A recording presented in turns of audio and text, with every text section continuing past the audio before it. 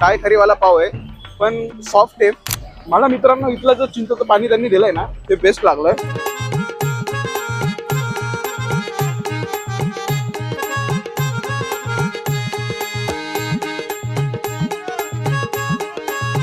मी आहे सध्या श्रीरामपूर मध्ये आणि श्रीरामपूर मधलं एकदम फेमस ठिकाण म्हणजे पोपटराव वडेवाले.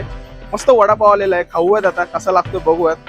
हो हो, त्यांनी बघू शकता मस्त वडापाव दिलाय आणि जो वड्याचा भुगा आहे ना तो मस्त दिलेला आहे, तो सुद्धा ट्राय करूयात.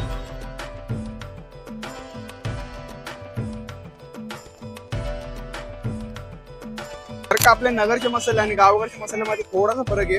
याच्यामध्ये थोडस मला हलकसं मीठ आणि मसाले थोडेसे कमी लागतात.